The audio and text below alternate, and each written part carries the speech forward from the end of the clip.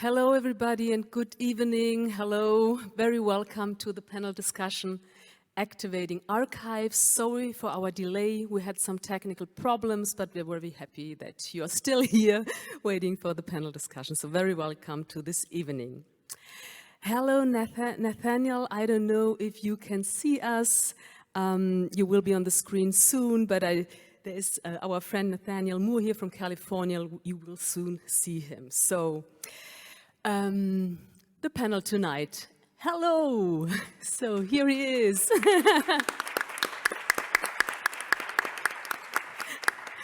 Yeah, we're happy you're online. Good. Yeah, thank you. Sorry for the delay, and I see that I'm looming large over the panel.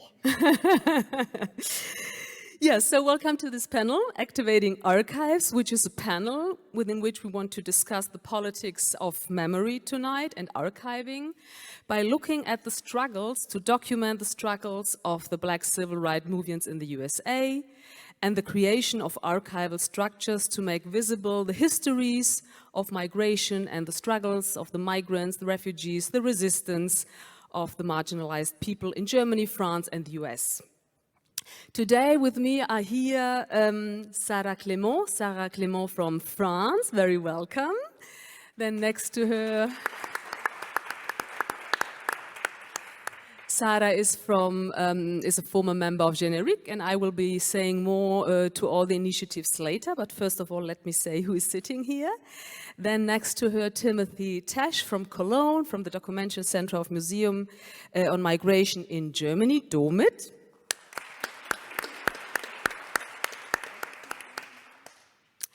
Then there is Pinar Tusco. I don't know if the last name is correct, like this. Tuscu?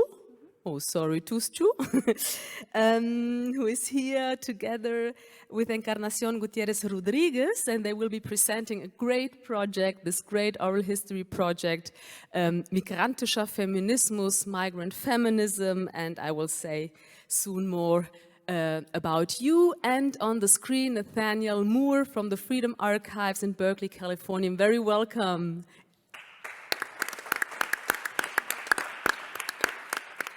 My name is Aurora Rodonò. I come from Cologne, and I have been listening the last evening and today the discussions. I have been participating at some workshops, at the workshop of the women in exile, who were supposed to be also here on stage, but unfortunately Betty from Women in Exile couldn't come, so very sorry that she won't be here with us, but maybe we can speak also about this great archival practice and the resistant practice of women in exile. And as far as I know, a friend of Women in Exile is also in the audience, Danielis Hernandez. I don't know if you're here, so maybe, yeah, you can also. She's over there. Ah, great. Hello, very welcome. Okay, what are we going to speak about tonight? Activating archives. What does it mean to think the archive really as a living archive, as an archive that is not only related to the past, but to the future and to the struggles we're all within? This panel will be in English, as you see tonight. If you need translation into German, wenn jemand Übersetzung braucht ins Deutsche, gibt es Kopfhörer. And otherwise, I ask all of us to speak slowly because there's translation. So let me just quickly share some thoughts with you. Writing history is not an innocent act.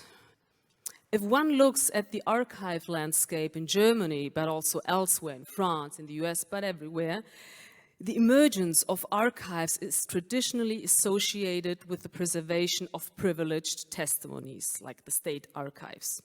The classical archive opens up the central question of how knowledge about culture and history is ordered, how the past is handed down, what and how it is told at all, and what efforts are made to preserve these privileged testimonies.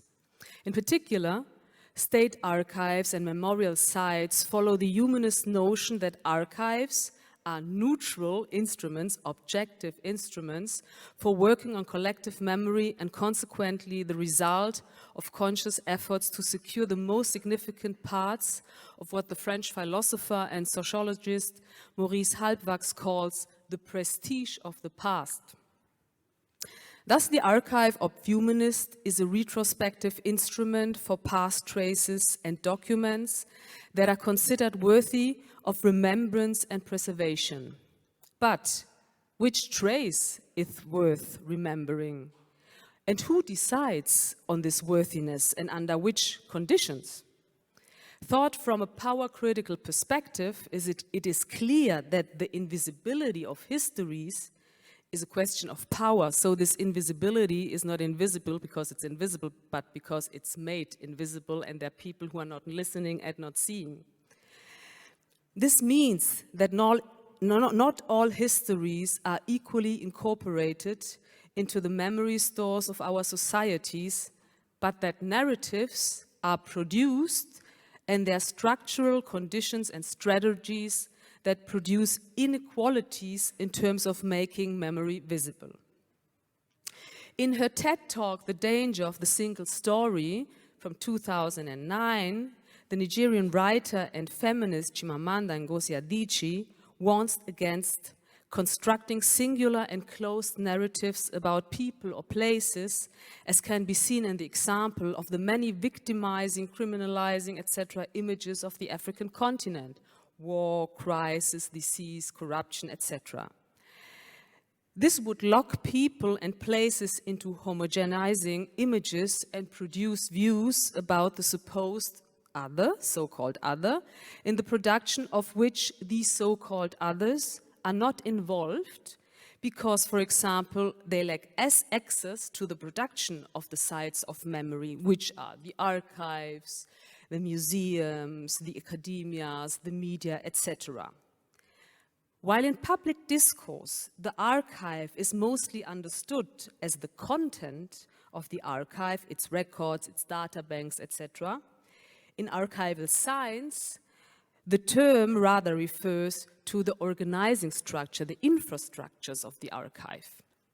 But what does it mean to dismantle the mechanics of a dominant culture of memory?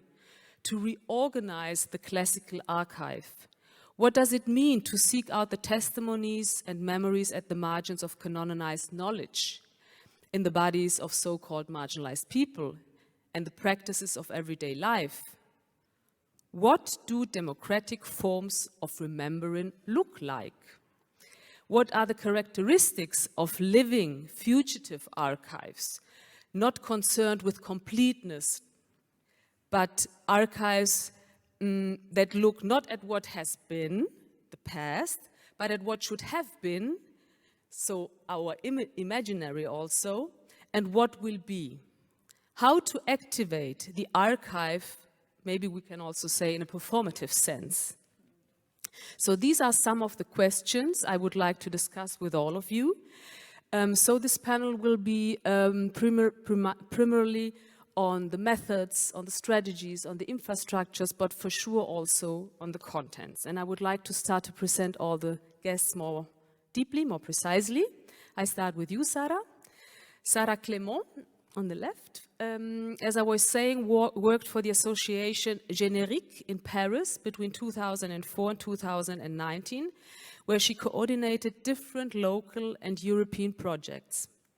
She's connected to various cultural and historical networks dealing with the heritage, history, and memory of migrants, including European cooperation programs with Relais Culture Europe.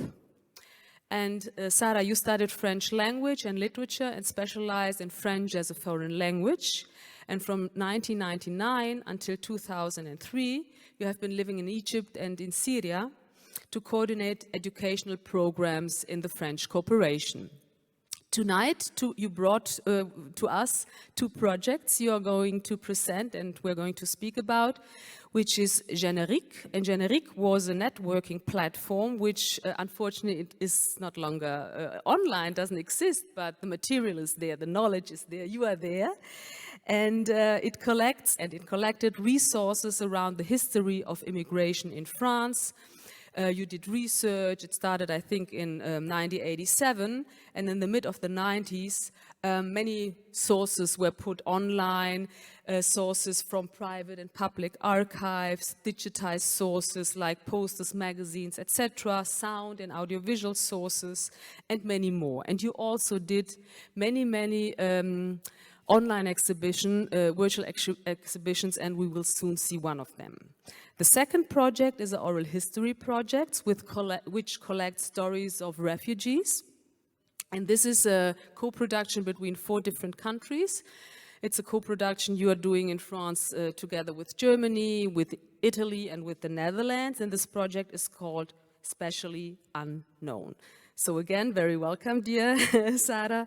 I'm looking forward to hear more about the 2 projects, which have in common that with these 2 projects, you try to create new narratives and also to dismantle this dominant narratives which are circulating all over, and to create archives about the fights and the rights and activism in France and other countries. Then on the screen there is a Nathaniel Moore. Hello again. Nathaniel is an educator, archivist and co-director of the Freedom Archives in Berkeley, California, which was funded, if I'm correct, in 2000. And Nathaniel, you have been active in the prisoner support work and as well in other projects working to uplift voices of resistance. And you also work as an archivist at the UC Berkeley Ethnic Studies Library. The Freedom Archives is a non-profit educational archive located, as I was saying, in Berkeley. And one of your slogans is like, preserve the past, illuminate the present, and shape the future. So here we can see also a continuum of time. The material you're collecting is referred to the progressive movements and the culture between 1960 and 1990, and you're offering a youth development program focused on engagement with these historical materials, providing media production training, which means that you not only have an archive with more than 12,000 hours of audio and video and a lot of other materials, but you're also a sort of production space where you also produce for the future and where you have a huge educational program. Digging into the Black liberation movement, in the struggles of the First Nations, Native Americans, Chicanas and Chicanos. So you're doing also, maybe I can say, a sort of multi-directional memory politics, which I'm very interested in, and I hope someday I will come to California. So very welcome again. It's 9 o'clock in the morning in California, isn't it? Okay. Here I have, right to my right, Encarnación Gutiérrez Rodriguez. Very happy also to meet you and to see you here again. Encarnación is professor in sociology with a focus on culture and migration at the Goethe-Universität in Frankfurt am Main. And your previous position was in Gießen. You were professor in general sociology at the Justus Liebig University in Gießen. And you have published many books on gender, migration, care work, and you engage in post-Marxist and decolonial perspectives, feminist and queer epistemologies. Together with Pinar Tuscu, you have been working on this oral history project, which is an archival project also on migrant feminism, and you brought this book today. And this is one of the projects we want to speak about. Migrantischer Feminismus in der deutschen Frauenbewegung. But you also have been very active in the activist movement, in the struggles of migrant women. And you were part of the feminist collective Femigra, which is also talking about in the book, which was funded already in 1991 in Frankfurt am Main. And as you're saying in this book, collecting all the different memories in different cities, one of your main theses is to say the 90s, and we have been speaking yesterday about the 90s, that these were really, very difficult times in terms of the racist attacks, which was not the beginning for sure, because, I mean, these have been there forever. And there were attacks in the 80s and in the 70s, etc. But in the 90s, like we were saying yesterday, there were many, many racist attacks. We mentioned yesterday Rostock-Lichtenhagen, Solingen, Mölln und so weiter. But there is a narrative which is saying that in terms of struggles and in terms of feminist struggles, these were silent times. And you are dismantling this thesis, turning it upside down, saying that this is not true, that the 90s were really a period after the so-called fall of the Berlin Wall, where women and migrants and refugees and black people were really gathering together and struggling also together, maybe in a sort of auch, I don't know if we would say, a sort of kontrapunktische Solidarität, also sort of solidarity within these differences. You are here together with Pinar. Pinar, you are a research associate at the Department of Sociology of Diversity at the Uni Kassel. And you are the author of a book titled Ich bin eine Kanakin, I'm a Kanak.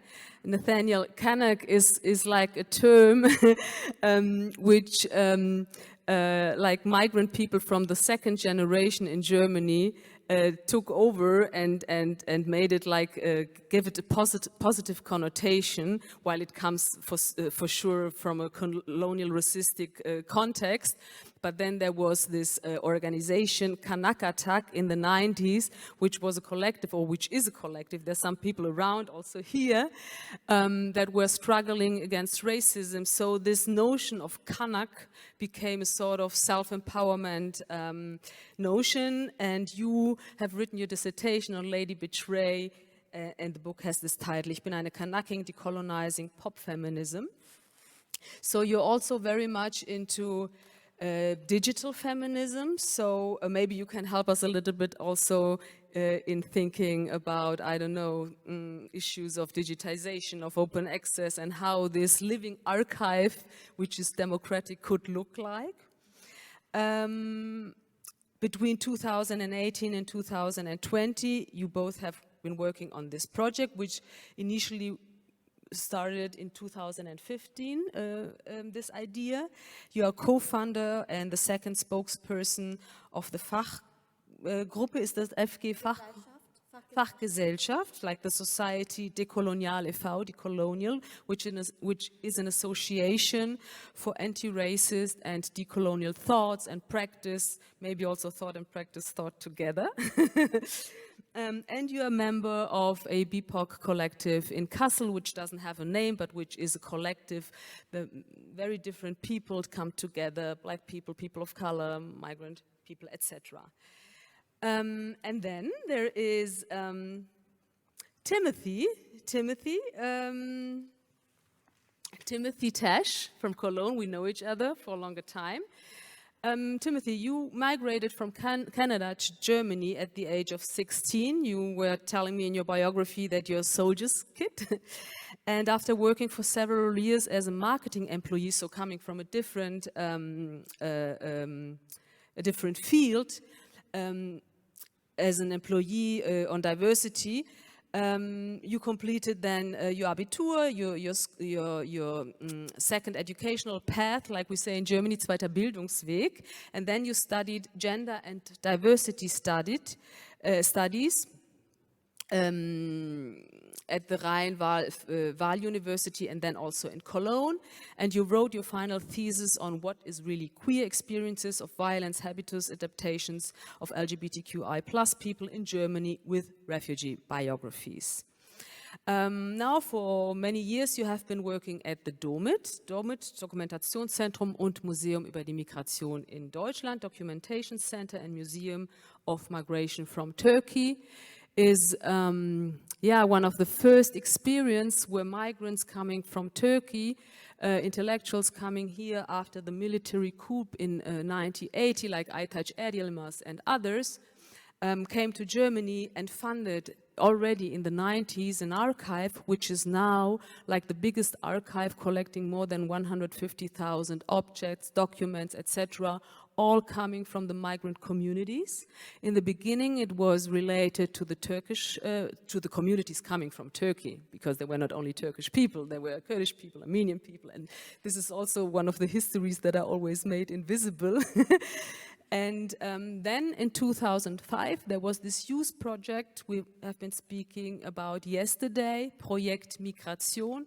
Projekt Migration was the first exhibition, we could say, in this hugeness, which was speaking about labor migration after the Second World War, and it was a comparative work about the Vertragsarbeiter, the contract workers in Eastern Germany, and the so-called guest workers, GastarbeiterInnen in Western Germany.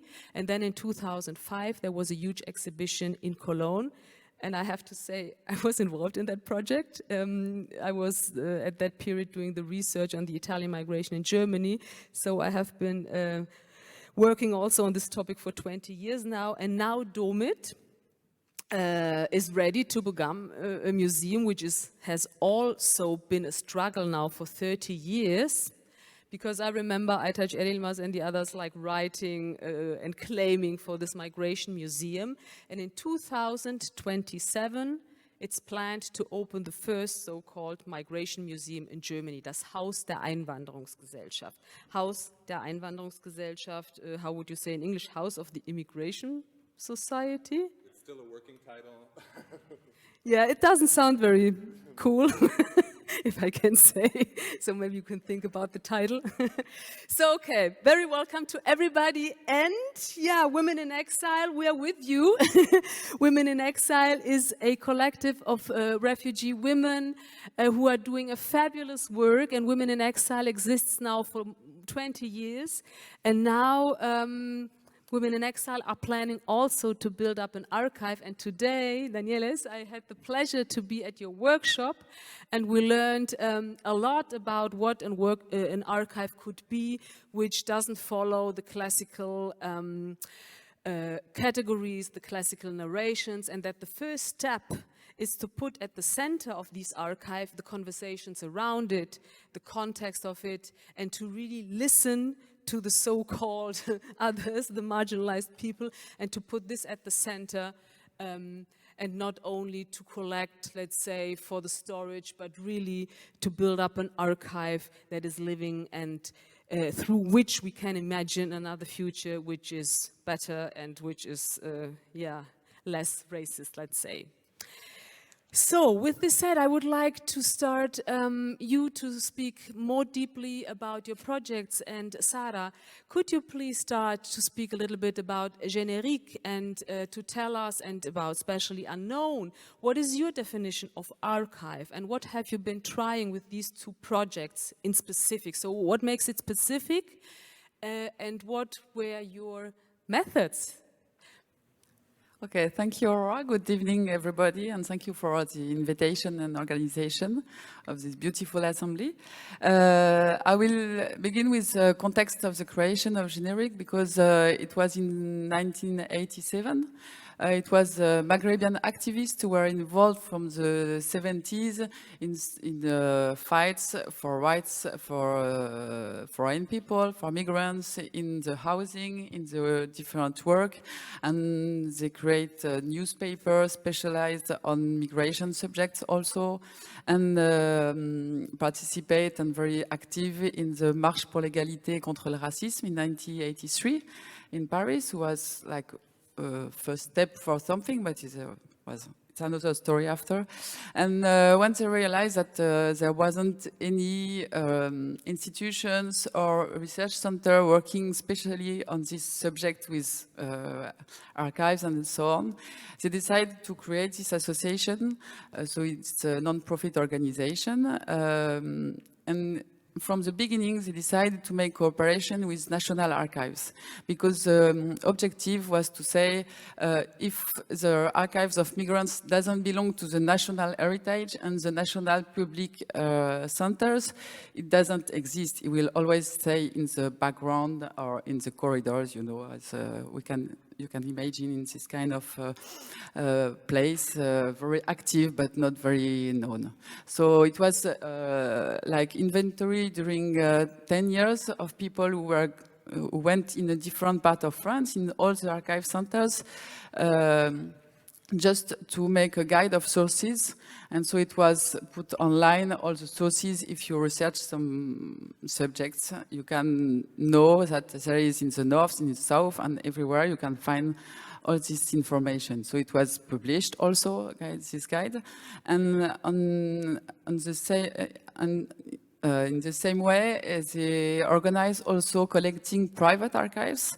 So that means archives from organization, association, all the collectives who are involved in the fights and for the rights for people, and say, you know, you made a lot of works, you made a lot of activities around this subject, but you have to keep your archives and to deposit also.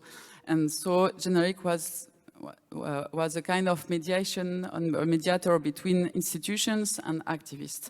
So it was like a very, I think, unique place in France to have this role to make the between archives and the institutions, because if you enter in the National Public Center, you are in the history and in the narratives for a long time.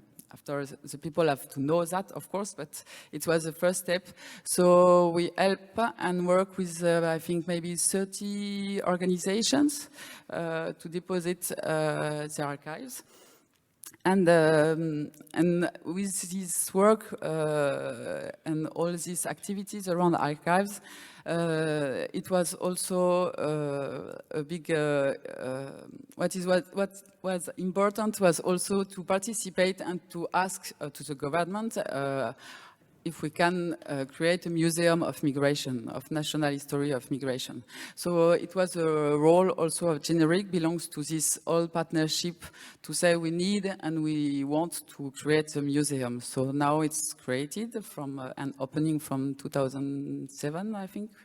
Not exactly, because it was open but not really officially inaugurated. So it was like, it's a French policy, so I will not enter in this subject. So now it's so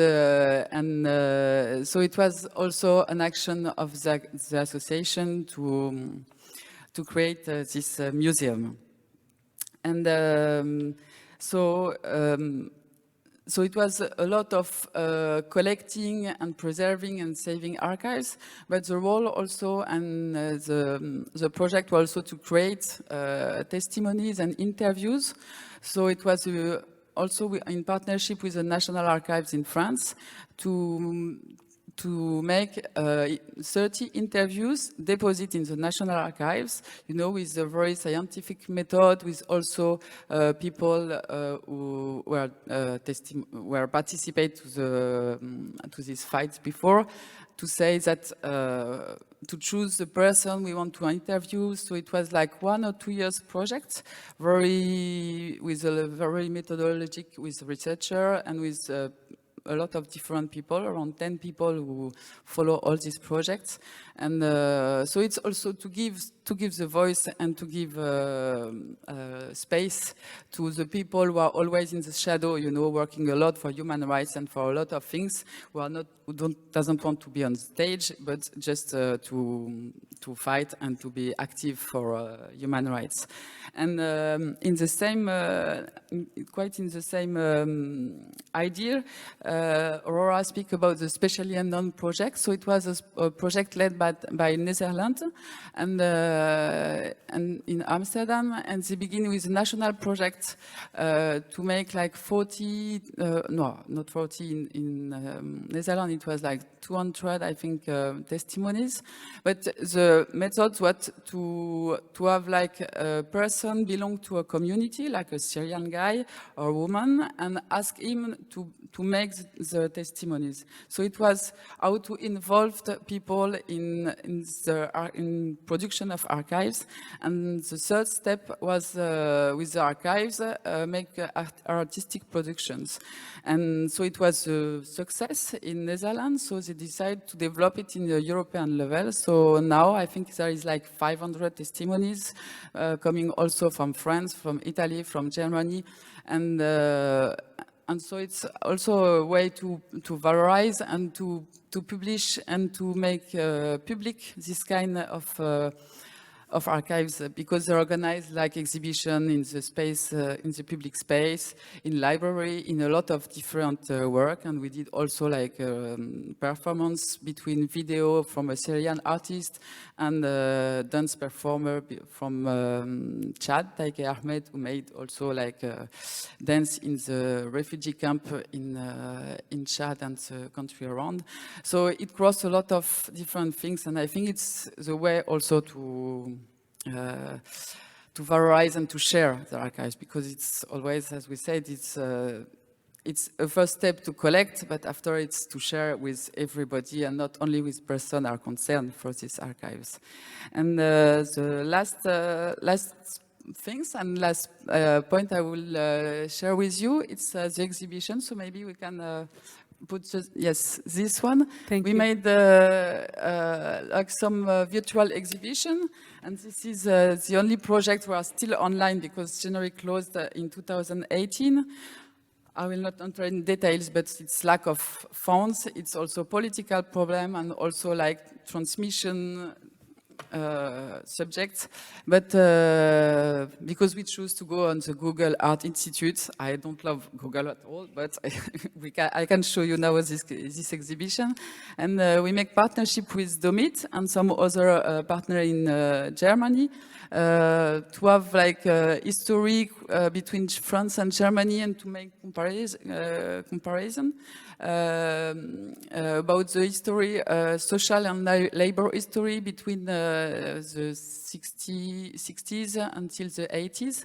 And so you can, if you just type generic on this website, you can follow. I will not show you all the exhibition, but you can just maybe scroll a little bit to show it's in French and after in German. And you have a lot of pictures and some interviews, but I'm not sure that the interviews are going are still available. And so you can find some history and very interesting pictures on this website. And so the aim of the association was and is, because I'm still here to speak about generic and about projects about oral archives and exhibition, is really to create a new narrative and also to how can we create a national and European narrative? Because if we're not working on this subject now, for the future, you know, in 20 years, what can we say about all the people arrive from outside Europe or from outside Germany or France to belong to the story? How we can feel in the society if we are not a part of the history of society? And I think also the other point I will mention is the new shape of archives, because in the 70s, 80s, we had a lot of papers and posters and tracts and reports and things, and now it's native digitalized archives. So it's another step to work on archives. It's a new job, I think. I know some researchers who are more working with Telecom of Paris to work on all the website and blog and social network and so on. And so it's another job for the archivists and the people who want to collect also, or to understand what is going on, because we have less and less paper, and so it's a new challenge also to work on this subject with all the information we can find on the web. So thank you very much, and I'm here for questions.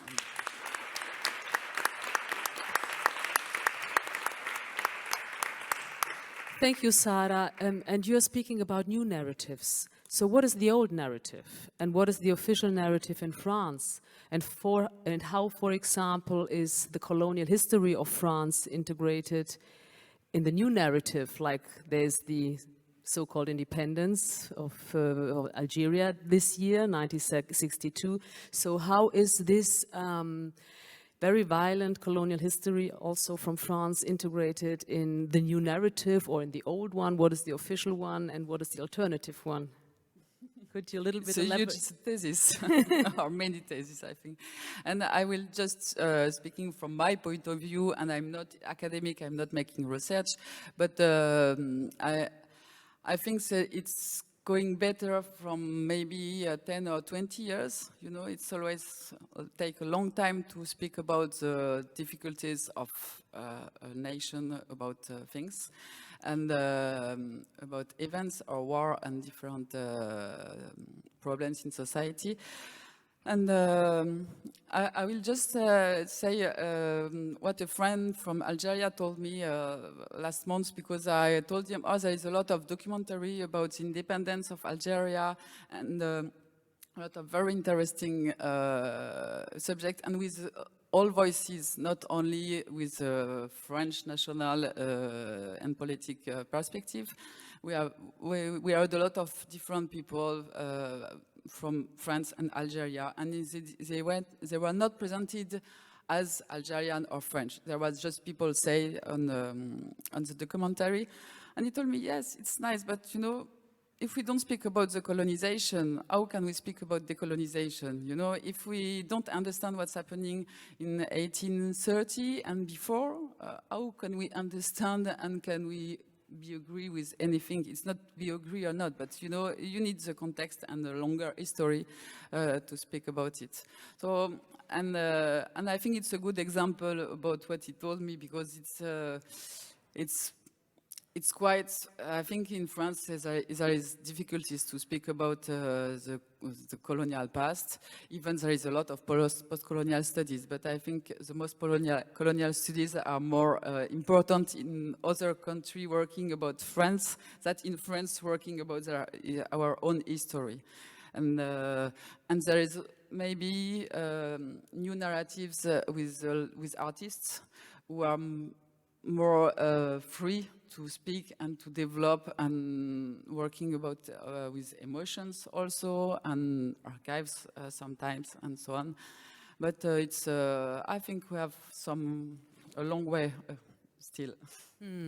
Yeah, thank you. This is really a shift also, I don't know, in the museums. Like, I work in an ethnological museum, also in the ethnological museums, there is this thing to work with artists, to dig into the archives and to somehow rewrite and re-narrate on the basis of these material, but without for sure showing them and reproducing racism. So this could be also an intervention in this dominant narrative, the artistic approach. So thank you, Sarah.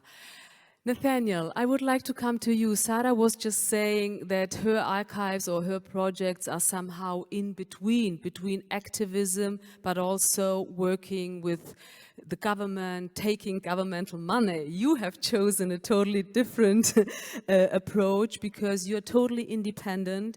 You're not taking any governmental money. Can you please share with us your experience? And we have also prepared here the PowerPoint presentation you showed me.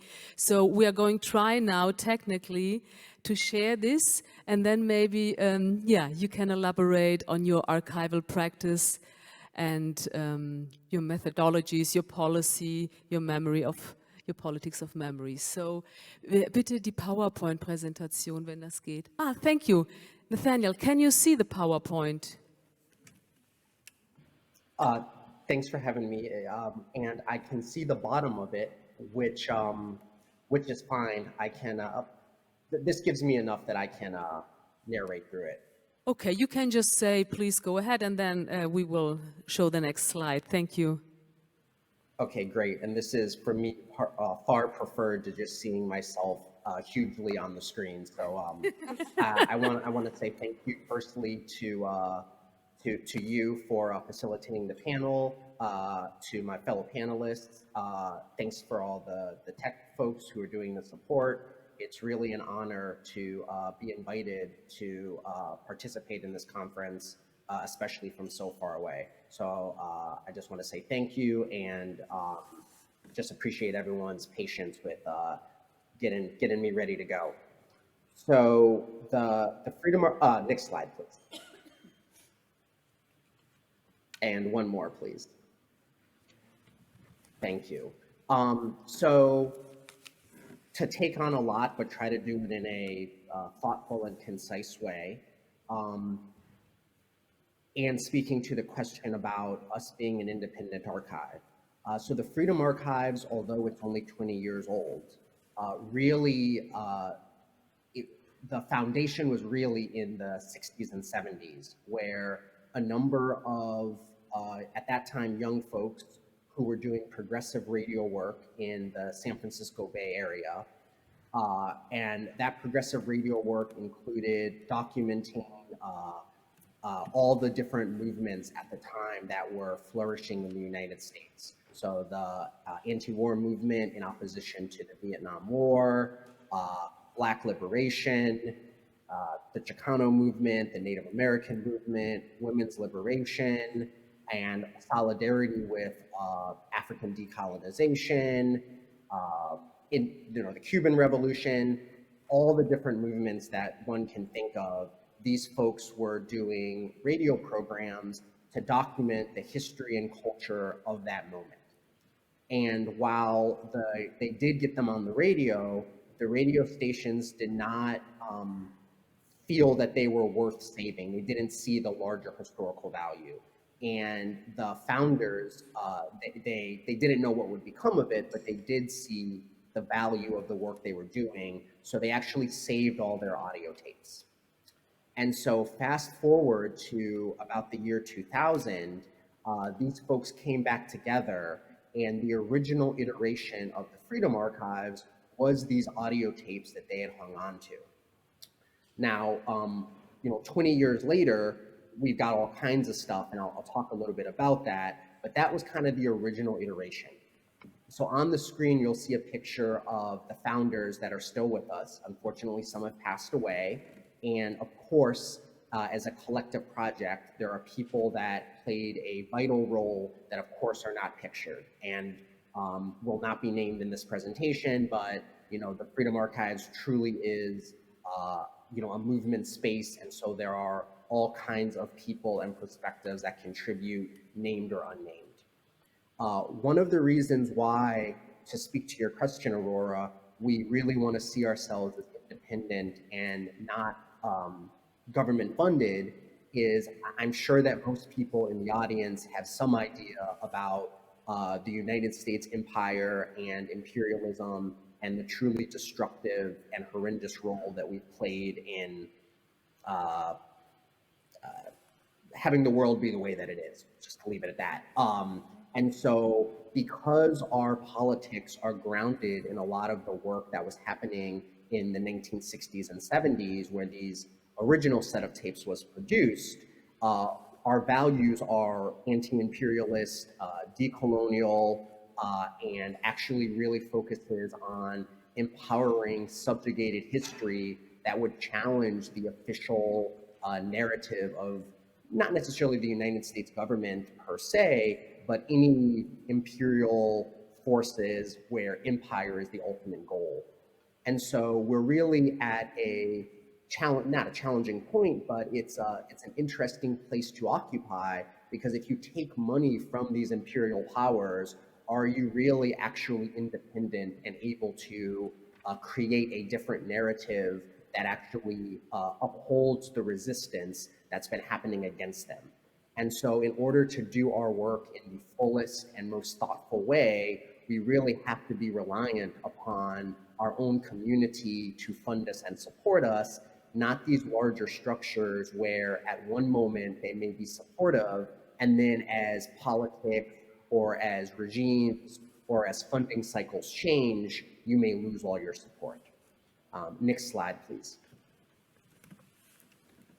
And so what I want to do, because I know that I'm not going to run through it, but I know we're a little delayed, so I'll try to move through this a little faster than I was planning on. And specifically, I want to really focus on the methodology and structures and not so much on the content. Folks who are interested in learning more about the work that we do, you can visit us at www.freedomarchives.org and learn more, and obviously reach out and contact us. So in terms of preserving the past, which is the first part of our motto, I want to specifically focus on our database that we've created that makes our materials accessible. And so we specifically worked with a database designer to create a database that was not structured around some of the more traditional ways that people talk about archives, but instead is focused on curiosity and engage, and kind of like, how do I say, making the materials as accessible as possible. And so what we want to avoid is only talking about things in ways where people who have deep knowledge bases about any particular topic can understand them.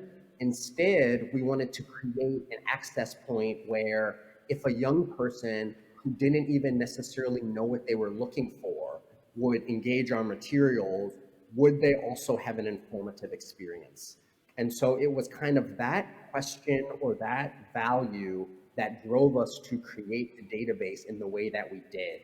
And so in addition, and you can see on the screen, you know, it's driven by, there's a search box that obviously allows for people doing more formal searches who know what they're looking for, but there's also focus on keywords, and there's a lot of visual cues so that people, again, who may not necessarily know, might just say, oh, this looks cool, I'm gonna click on it, and then can, you know, still engage the information at a high level.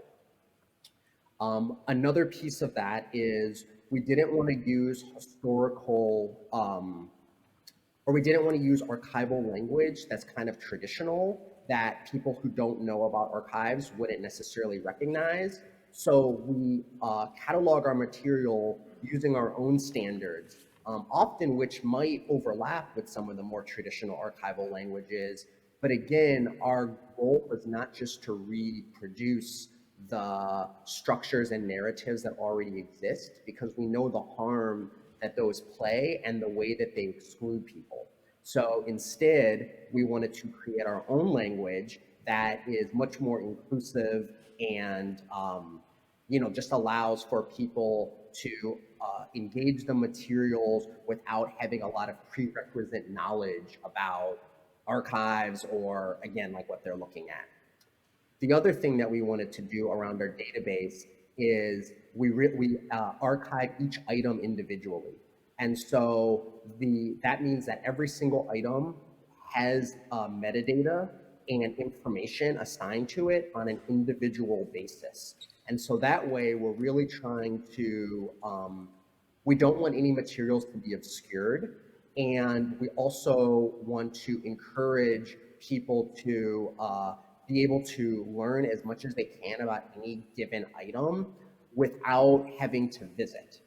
So even though all of our materials are not digitized, there is a catalog entry for each of them to, again, try to kind of encourage this exploration and engagement, even if even if you can't actually visit us physically. Next slide, please. The second aspect of our model that I want to engage is the illuminate the present. So on the screen, you're seeing a banner. We recently came out with a book called, or a project called 99 Books. And you can see a little bit of what that project is about by reading the words on the screen.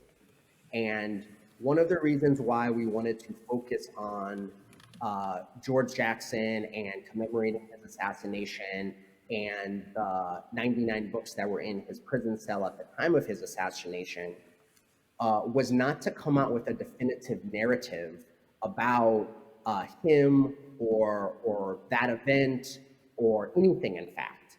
But what we wanted to do was really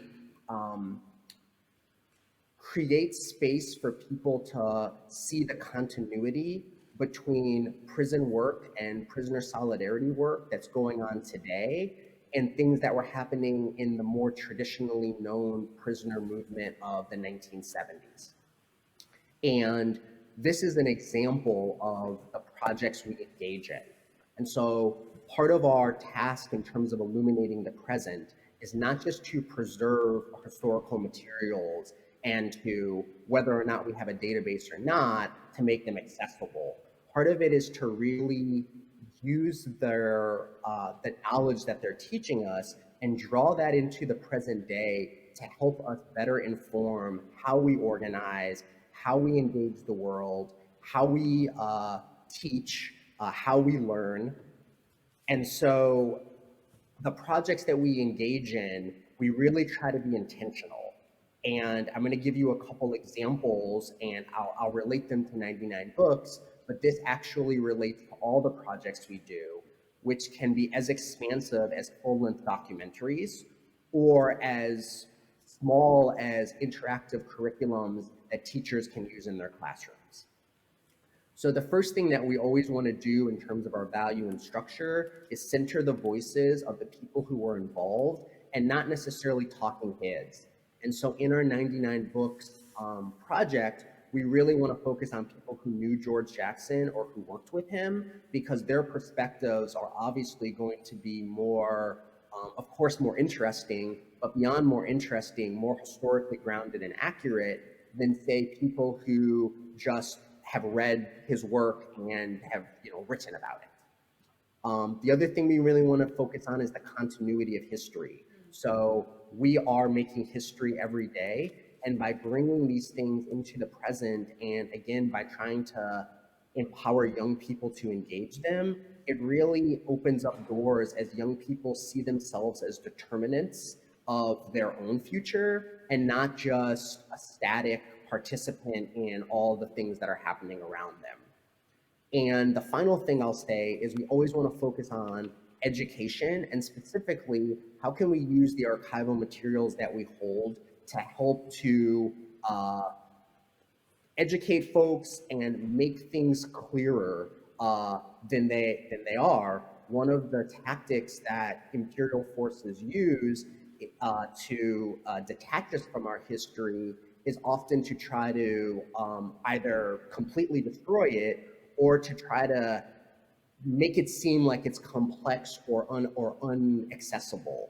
And so by using these archival materials, we are both showing that in fact our history is present, and you actually in fact can engage them, but also it empowers us to know that we are a part of a larger legacy of engaging in resistance, and not just on our own and in a vacuum. Next slide, please. And so the final thing I'll talk about is shaping the future. And so for this piece, one of the things that we really want to do is, again, we want to empower people who are organizing and learning today to make connections with what's happened in the past. Not that what has happened in the past is the answer, but it helps us see ourselves in a larger trajectory of resistance and recognize that in fact there have been many substantial victories that we've won, and a lot of things that we've done that have been quite amazing, right? If we think about the world in 1950, where half of the world was colonized, and we think about all the movements of liberation around the world that have thrown off that colonial yoke, that's quite an accomplishment. And so we really want to see ourselves, despite all the challenges that we face today, as a part of that to, strive for, we know victory is possible. And so we would make this, the image you see in the middle is the cover from our latest documentary about the Chicano movement. So again, we want to make connections. On the left, you'll see a pamphlet that we made that connects the imprisonment in Palestine with imprisonment in the United States, because also part of our ability to actually challenge these structures is to cultivate internationalism and to make sure that people in the US see themselves as part of global movements and not ourselves as the center of the world. And then finally, on the right, you'll see a young woman who actually found her grandfather in the archives, which is a very nice story, but also our internship program. So we really want to, or we strive to engage young people in an internship program where they don't just learn skills about archives and history, but really lets them then create projects that they feel are applicable to their lives and find archival materials that resonate. And so we've had hundreds of young people come through this internship program, all of whom have created a variety of projects, from audio clips to curriculums to videos to just cataloging materials. But again, understanding themselves as actually creators of history and not just as static participants in it. So I know that I went quickly, but I certainly want to give everybody else on the panel an opportunity to engage. And I want to say thank you again for all the engagement and inviting me here today. Thank you very much, Nathaniel. This is great, and I think we really can learn a lot from the 60s. I mean, you have the testimonies of George Jackson, who was part of the Soledad brothers, was in prison, and there is this a wonderful book with the letters he wrote with Angela Davis. I saw that you have many videos also of Angela Davis or quotes from James Baldwin. And what I was wondering is, and then you were mentioning also the liberation movements on the African continent. It was also 1960 when 18 countries became independent. So how much we were speaking about Algeria, Angela Davis was also in Algeria. How much are you connected also with other, let's say, militant archival practices and other realities in other countries? And for example, with the African continent or with France, are you also connecting? And the second question, because yeah, we can see you again. Super. What do you think? You have been saying that you work a lot with young people. How much are they involved? I mean, are they only like coming and learning and also contributing, or are they really part of the curatorial practice? So what do you think about collective curatorial practices where together we build up these notions and these, I don't know, classifications, or should we just let the classifications go away? What do you think about in terms of methods? Thanks for the question. So, in terms of international collaborations, obviously this is a little bit more of a conversation than it is a literal collaboration, but we something like this would be indicative of the practice that we try to uphold, and we have worked pretty, I guess, extensively with folks in Palestine, in Cuba, in Puerto Rico, and we try to continue to cultivate these things. So, unfortunately, or I don't want to say unfortunately, obviously we can always continue to improve our international practice. Part of the downside of the United States mindset is thinking we are the center of the world. And so even when we know that's not true, we still have to combat that. But we do try as much as possible to actively collaborate with people in other places. Regarding the young people, so even though I wasn't as young as the young people I'm talking about, I actually started out just as a volunteer/intern at the Freedom Archives. And so we do really try to, and while I'm unique in that most of those people don't stick around for 11 years, I'm not unique in terms of the community that young people who come through the program, whether they continue doing archives or do something completely different, really stay connected to supporting us, whether that be in terms of perspective and guidance on our board, whether that be continuing to volunteer, whether that be to work there. Another person who's our archivist was also in the internship program. So we try to keep them around. In terms of the how they participate in the work, so when you're an intern at the Freedom Archive, you catalog just like an archivist. And so obviously they may need some support because they might be newer at it, but they'll jump on the database just like everybody else. They'll come up with their own keywords, they'll write their own descriptions, they'll engage the materials and pull the metadata. And it's actually, if you look at our website, you'll see that when you read the different entries, some of them read very differently than others. And that's actually a consequence of having so many people archive the different things. Every single person doesn't see the same thing when they look at the materials. And so there's a diversity of perspectives even within the cataloging process. We actually see that as a strength because it's showing the collective memory and the collective way that people engage those memories throughout our work. And so we really empower young people, again, to not just do transactional work for us that we may think is important and just give it to them, but they really own the things that they're working on. I'll just give a very brief example and then stop talking.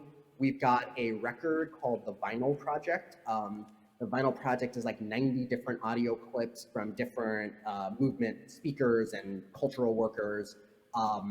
Those clips were all pulled by interns, and that became our record that we put out. And so, every single time that's played, that really is the work of a young person at the Freedom Archives, not really so much indicative of the staff. Thank you, Nathaniel. Thank you very much. And all the best.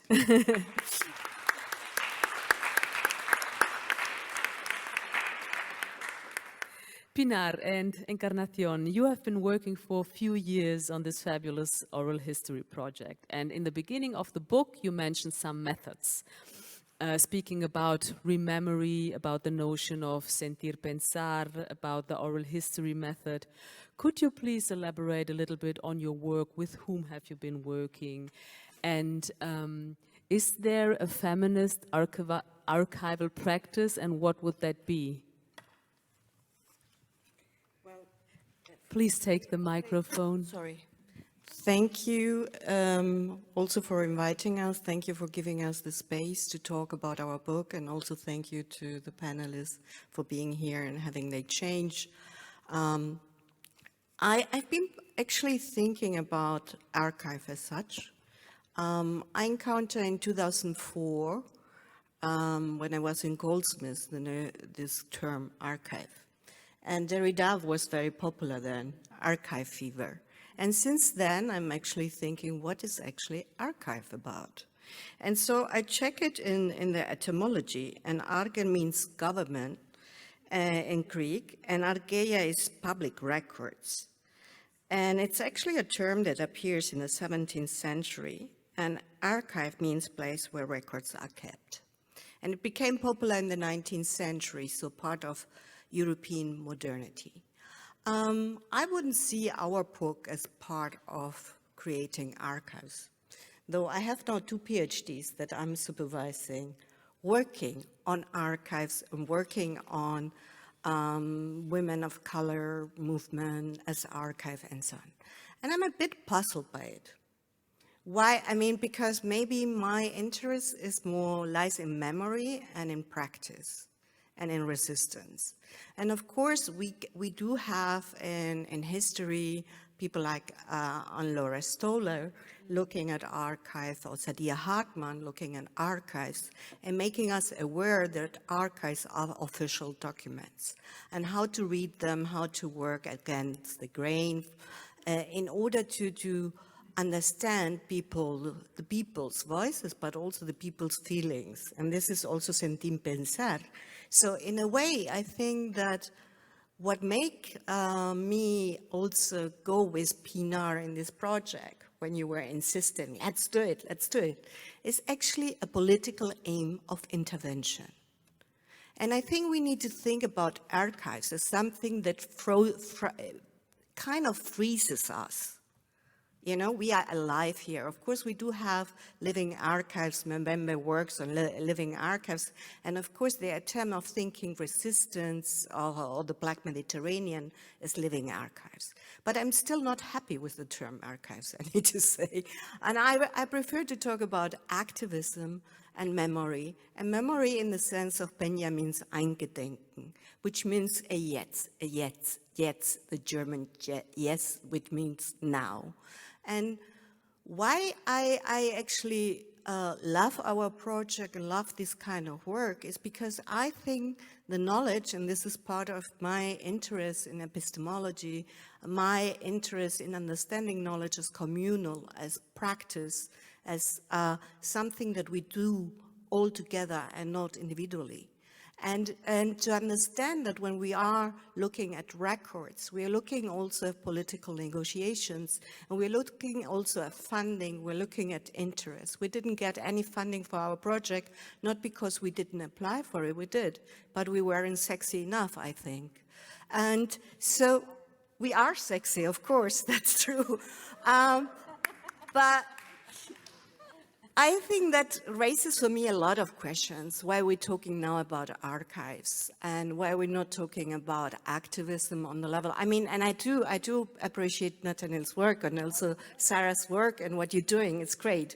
But for me, looking at archives is looking at present activism and trying to understand the analysis, the diagnosis. And one term that, of course, brought us into this whole debate and say, hello, we need to talk to these actors of the 80s and 90s is the whole commodification and of the term intersectionality that, of course, Crenshaw brought it in a quite different way, and how it became an academic term and how it became depoliticized and ahistoricized. So what we like it to show actually is that when we think and we try to analyze society, we can't say, oh, they're the feminists, let's invite them for the archive. No. And I think also one thing that I think it's important for me, and the book is dedicated to my parents who came as Gastarbeiter to this country, is actually this memory, and this memory that has to do also with forms of racial capitalism, forms of exploitations, of oppression, forms of actually creating a hegemonic and a subordinated, and the kind of pain also that goes with it. And the kind of vulnerabilities or the kind of attempts also to resist it and to create a different kind of living in the world. So for me, I think it's really of keeping it going, and I think that was yesterday very often mentioned, you know. The talking about the German term light is, I think, a very important term. But the pain and how this cruelty that we live on, and we still live it on, continues on. The migration laws, the racism, the kind of sexism coming up again, and so on. I mean, and so I think that looking at the back is looking at the now. And so I'm a bit uncomfortable with archives, so I do understand your aim from an institutional place, but I'm more interested in looking at the back to understand the present. And we've been talking about colonialism, but colonialism as a present, and there's still settler colonialism going on, the European part in understanding the creation of other nations abroad, and the kind of racism that goes on with it, and so on. And so I think that, yeah, to see also our entanglement. It's also, I think, an important part of our project, and to see, and I pass it on to Pinar, that the activists we look at lived this kind of being in entanglement. They were in Germany, but they were at the same time analyzing Turkey, or they were analyzing Chile, or they were analyzing other places. And this entanglement, when we think about memory, Iran, it's important. And when we talk about Germany or Europe, to see this entanglement as something that is not an archive of the past, but an archive of the present.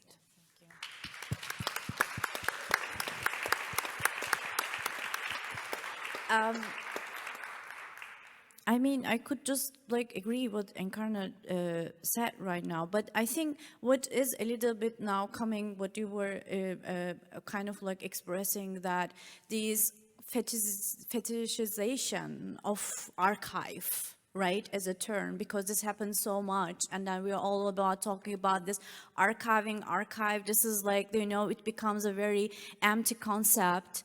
So why are we archiving? For whom we are doing this? And what is the structures that we are still have to fight while we are archiving, doing all this job, is getting a little bit forgotten. That's why it is just like, this is becoming a term that has also colonial history, which is very bureaucratic history. That was colonial archives, for instance, that how was people were categorized, put in catalogs, and that became a bureaucratic, you know, like some sort of like fascism, let's say, right? And that's why it is an amazing work when I hear about Freedom Archive and what you have created there. It's amazing, bravo. I mean, I'm so impressed also about Generic and what's happening with Domit. It makes me very, very happy that we do have those materials. But when we were doing our project, I agree with Encarnacion, it was accidental, right? I mean, it was an accident actually, because I mean, we are sociologists, and I do believe that Encarnacion also cares a lot the way of knowledge transmission. It matters a lot for us, and then we choose the method that actually fits the best how we can actually reach the public and how we can transmit the knowledge that actually we are trying to construct or create in that level. And that time, of course, I'm not saying that we were not like influenced by the debates, because the debates around archiving and archive, as Encarnacion said, with Derrida became very, very trendy and so on. But so when we were doing oral history, there was also a reason why we chose oral history methodologically, because we knew that if we would approach those activists, right, so they would hesitate to talk about in a kind of like way of having a research being researched, right? And if you say that, okay, tell me about migrant feminist movement, they would just say that, no, I don't want to talk about on behalf of anyone, right? So that's why we picked up this kind of biographical narrative, said that, tell your story. Where were you? What were you doing? Because we knew that actually there were activists. Of course, we approached the people we knew. Encarnacion had connections because she was also the activist in that time. And so we reached them like this. We gave them the opportunity to work through their text. We conceptualized the questions, but we said that the text is yours. Do your whatever you want to say, whatever, because we wanted to give the entire, we want that they own the text, right? This is not an interview, but this is an oral history. Tell your story, personal is political. We went from there just biographically. Where were you? What were you doing? Why was it important for you? And then we were just like, oh, that would be very interesting to see what kind of material is coming out. Right? What do they put in the drawers about this time? Because I had, because of my dissertation, I started again accidentally collect some documents, and they became very precious documents for me. So I put them away, and then this was inspiring us to say that, and then Encarnacion said, oh, I have also material at home. So those materials were actually like, by themselves, very natural, in a natural process came out. And then we said that this is excellent because, of course, this biographical narrative, it is documented, right? It is not only done just like Beshit is talking, Ashe is talking, but there is also some sort of like background for this, you know, on the stage. And that's why it was for us very important to use those materials to see that they are like, those biographical personal stories are political, they're documented, they're there as posters, as photographs, as conference videos, and so on and so forth. So, but then there's also one thing that was very important for us, because I was visiting in that time before, when I was writing my PhD, Archiv der Frauenbewegung in Kassel, which is one of the biggest archive that actually collects the feminist writings. And I was astonished when I learned around 2013 or 14 that they didn't have any text which is written by migrant feminists or Black feminists by then. And I checked it like 2 times, 3 times. I was like, are you sure? Don't you have anything? They really didn't have anything. That's why this narrative is coming from exactly from that point, that this was the silent moment. This is how it was registered in the dominant feminist narrative, that end of 80s and the 2000s were the silent moments for feminist movement in Germany. And I had Encarna, and I had Encarna's writing text, and I had other people's text, and I was like, wait a minute, that's not true. I'm exactly reading the text dated exactly on that period. That's why, I mean, this was the gap, right, we pointed at, and tried to figure out like what we do with this gap, right? So this is also what we were just like briefly saying, like we were not only just say that, oh yeah, there is a gap, let's fill the gap, but we were also discussing about like, what do we with this gap? Why does this gap exist, yeah, in the first place? And what happens if we attempt to fill this, how it changes our past, and how it is going to change our perspective about future and our expectations and not expectations about future. So we were also discussing about this a little bit in our project, yes. So what I hear...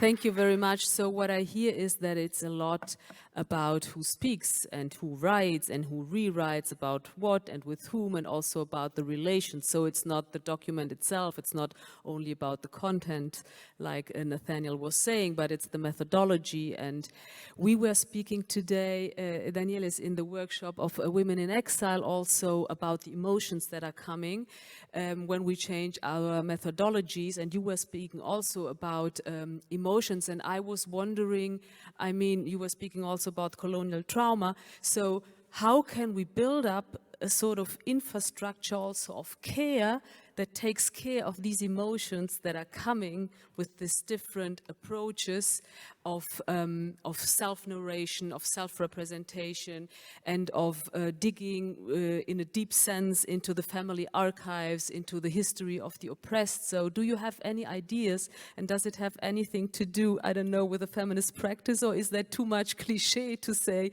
we need more infrastructures of care in this process?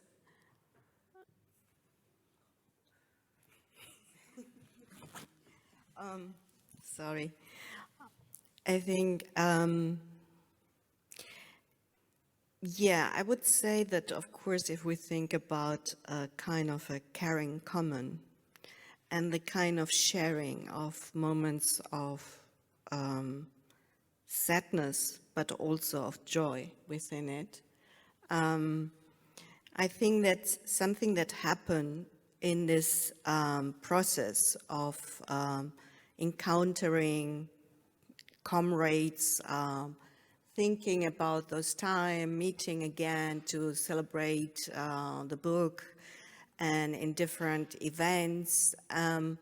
What we see is that if you think of a caring common as a political, as something that believes in something that is better than what we're living right now, in a communal way, then I think that this is something that nourishes the process, and it nourishes these encounters, though of course different, some of the activists we interviewed left Germany in the beginning of the millennium, like I did, and I came back, and still others are doing, living this country. So I think that though we have different kind of paths that we went, it's quite interesting to find this common moment. I'm not romanticizing it on the level that everyone had this encounter, but in the process, and the ones that accepted the invitation, some didn't accept the invitation, some might do other projects, which is totally good, and that's also our intention, that others will continue on doing that. Yeah. Thank you. Timothy, Domit is having another journey. Domit started really from below, like migrants going into the keller, how do you say, the basement of other friends and comrades, and collecting.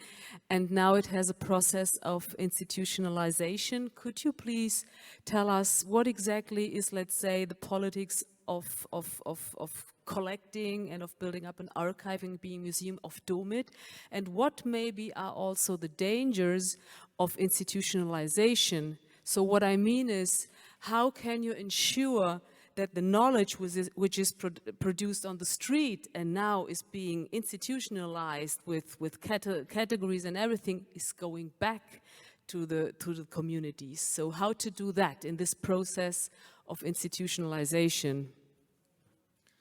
Yeah, also thanks from me for the invitation today.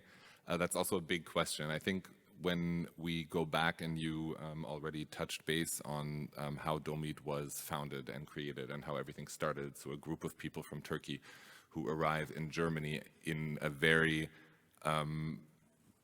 political, from or through violence-dominated culture, when we look at migration discourse in the 90s in Germany, who arrive and ask themselves the question of, is my story being told here in a way that I would tell it myself, with words that I would use to describe my own migration experience? And upon realizing that that wasn't the case, began collecting with the question of how can we, and how can our children, and how can future generations build a sense of identity and belonging to communities and a society if their stories aren't being told and aren't being remembered. And that is sort of the founding prerequisite from which this collection of 150,000 objects has grown, and it grew organically. And it grew without the word archive ever being mentioned at the beginning. So these were not people who were sitting in a garage in Essen, as you were just saying, and were thinking about methodologies of archives, but who were simply asking the question of, if they won't tell our story, then we will tell it ourselves. And from there, through 30 years of exhibition work, community work, this collection has been able to be established. So I think one of the most important aspects of Domit's own history is that this in itself is already resistance, and this in itself is self-organization and activism. And the question now becomes, when we think of the museum that we're building, that will hopefully, or not even hopefully, that will be realized in 2027. I still have to get used to saying it. Well, we're speaking about Cologne. Yeah, that's very true. The city of Cologne. We'll talk about the year maybe, but it's coming. The question becomes one of, we have a 30-year history as an associate, an organization, and it's necessary to stop and breathe and correct ourselves and think about our own methodologies and how we're collecting, what we're doing with material. We talked yesterday on many panels about the word stören, Störfaktor, in a positive sense. So how to disturb. How to disturb, how not to become too bureaucratical and too betriebsblind, we would say in German, and to avoid groupthink and all of these processes. We do this through community work. We have the privilege of 30 years of experience in directly working with communities. You mentioned Projekt Migration, which was an exhibition that allowed the collection to grow. But behind every object in this collection, and I think that cannot be mentioned enough, are standing human beings and their life biographies and their emotions and their memories. So while the collection expands, so also does our human network and the people that we foster authentic working relationships with. And that wouldn't be possible without things like trust, which is a word that nobody wants to speak about because everybody thinks it's, I don't know, sociological blah blah, but is such an important piece of the work that we do. Because people would not give us their life stories and their objects if they didn't trust us, and if we weren't working with them and speaking with them in a way that is with them and not about them, in a way that we as team members at DOMID constantly need to reevaluate when do we need to be speaking and when do we need to be listening, and how are we listening. So when I think of archives, when we talk about archives at DOMID, we conceptualize archives as a place where we, through listening, through doing interviews, and I think the only question we ask in some of these interviews is, please tell us your story. That's not even a question. Listening, giving these narratives room and a place where they do not just sit in a box and collect dust, but where people can access them and work with them and talk about them. But certainly we have some type of moral obligation also to protect these stories from being brought in wrong context, whatever wrong means in that situation. That's also, we could have a whole nother panel on that. So the methodology really, to be honest, is one, it's not highly intellectual and it's not highly complicated. It's, I think, a methodology that is founded in trust, in solidarity, in concepts of allyship. People in our team have personally been affected by migration and bring with them their own stories and their own networks, and we have a team through the mergers that you spoke to or spoke about earlier, a team that also includes people who have not personally been affected by migration. And there, questions of allyship and solidarity come into play. And how can we function as a team with our donors, I guess you could say. Leihgeberschaft is also a hard word to translate. Contributors, people who are giving us stories and objects for the collection. How can we work with them together? So how can they also be part of this transition that we're going through now from a very German concept of a Verein to this museum that's being created? Yeah, thank you. Actually, this would be a great question also for the next panel to ask. Who are the owners of the archives, and questions on the common, and how can we really build up like archives that belong to everybody and open to everybody, and have an accessibility so that it's really empowering for the communities where this knowledge come from. I was thinking that we would have more time and to speak also with the audience. I'm so sorry, we had like a little bit of delay, and now I wanted to give you the time to elaborate on your practice. So I'm really sorry that now we have to close because there will be a concert, but I want to close with a quote by John Comfra, which I think fits very well to what we are talking about.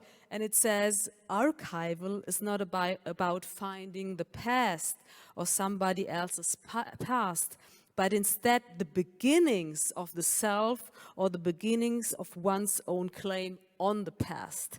So maybe this is a sort of closure that it's can only be the beginning, and that struggling against racism, against oppression, against dominant narratives, which is on a symbolic way also the violence, it's an ongoing process. So it's not something you can like close up in a container, in a box. So it needs to be activated every day.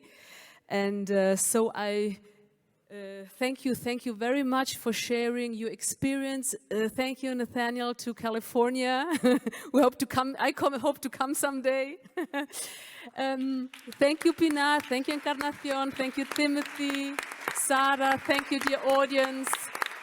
Thank you, our friends from Women in Exile, and I wish you a pleasant evening.